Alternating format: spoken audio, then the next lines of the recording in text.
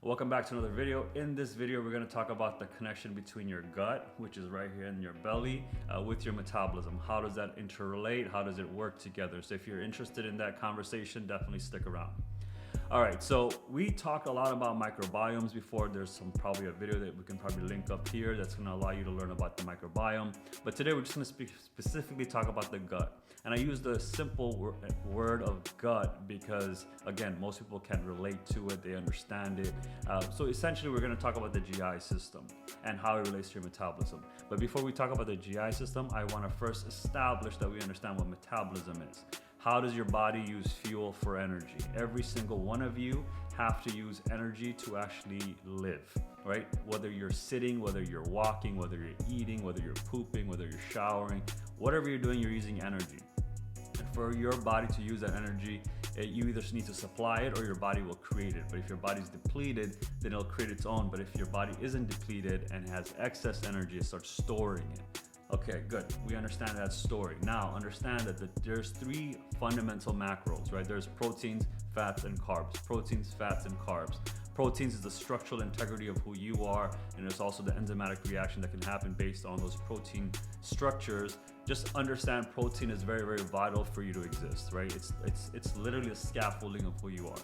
Second is going to be fats. Fats are super vital as well. As many people want to sort of demonize fat, it's actually not bad at all. It's actually very important. Every single one of you have a brain, you have nerves, you have these things that sort of send electricity throughout our body. What do you think maintains that? It's all fat. Every single one of your cells, 50 to 100 trillion cells, is made out of fat. So fats are super duper important. And then there's carbs, carbohydrates. So your body doesn't really have carbohydrates. It has something called glycogen. Very, very similar structure, just a different way it's arranged, which makes it glycogen versus carbs. But at the end of the day, it gets broken down into sugar molecules.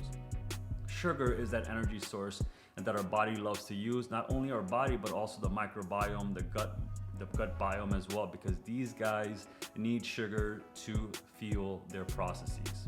Now, understanding that, let's go ahead and dive into our gut system.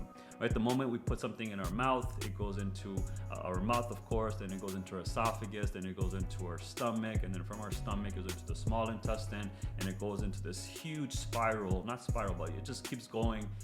Think of it as like a size of a football field, like the amount of length that small intestine can occupy. And then after it processes all that food, then it goes into large intestines, and eventually it goes into your rectum and then anus, and you poop it all out. Whatever that your body actually did not use at that time. Understanding the whole flow, it's literally one long worm. From your mouth to your anus, it's one long worm. And the real important aspect of it is how is your worm that I'm going to put it, maybe it might not sound so satisfying. Just think of the GI system. How is it processing your food? So if you're going to be eating meals and food that has high levels of protein, carbs, and fats, then your body's going to have different requirements at that point. First assessment is look in the mirror. What do you think? Do you think you're fit? Do you think you're fat? Do you think you're overweight? Do you think you're obese? What's going on with you? Do you think you're super old looking? What's going on?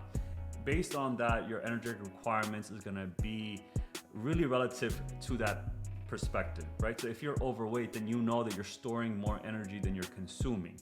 That's just a given fact. There's no other way around it. As much as you want to put maybe a psychological aspect to it, emotional aspect to it, that's just the harsh reality. It's just like me telling you, hey, you have a dog or a cat, keep feeding it every single day. See what happens. If it's not moving around, what happens to that cat or dog? They're just gonna get really, really obese.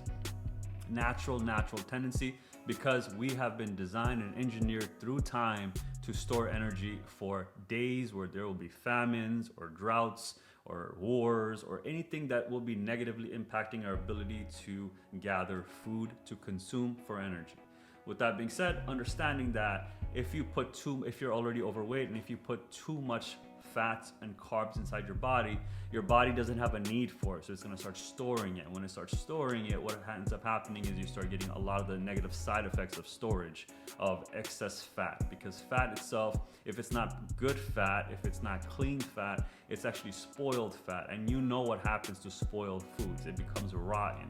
And that can happen when you have too much sugars in your body and fats like all intermingled in areas. So we don't want that. So understand that your GI system plays an extremely vital role in the production, in the storage, and just literally the usage of the macronutrients that we talked about, the proteins, fats, and carbs.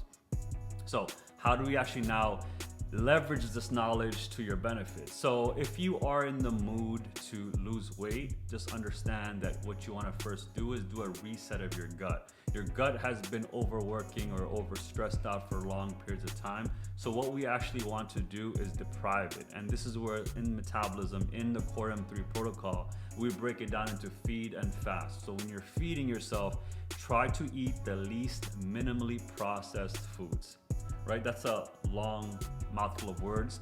To keep it very simple, the more packaging a food has, the more processed it is. Let me say that again. The more packaging a food has, the more processed it is. Ultra processed foods have become a very common thing in our society. You know, I just recently saw a post the other day on Instagram where they talked about the different countries banning the different types of foods that is available in America. Twinkies, I don't know if you guys are familiar with Twinkies, or maybe I'll put up an image. These things are banned in other parts of the world, my friend. They're banned. They're seen as drugs, they're seen as chemicals. And in the USA, we have no problems because those individuals selling those Twinkies has a relationship with the people that are gonna allow Twinkies to be sold. Twinkie is not real food. Let's just put it that way. Let's just be real, right? It's not real food at all. You can keep that thing in a package for like 100 years and it'll still look the same. So you're eating a time bomb, to be honest with you. That thing will never expire, and it's just gonna cause more disruptions in your endocrine functions and whatnot because it will mess with you. My point of that whole story is, again, ultra processed food led you down this path. Ultra processed food will lead you to death as well. It's just a matter of fact, and it's really difficult and also sad for me to talk about this constantly because this is something that we're fighting against, which is all good because what's going to happen is as the younger generations get older and they realize the poisoning that's occurring, like unconsciously possibly, then we're going to wake up and then actually change the paradigm if need be. But yeah, that's what I wanted to get across. What is the connection between your gut with your metabolism? Hopefully you guys understood that. If you found any value in the video, definitely give me a like, letting me know you liked it. If you did not find any value and you thought this was a waste of your time, definitely give me a dislike so that way I know you actually don't like it. And if you don't like it, tell me why in the comments so I can go ahead and improve it upon on the next video. With that being said, guys, I'll see you in the next one. Take care. Bye.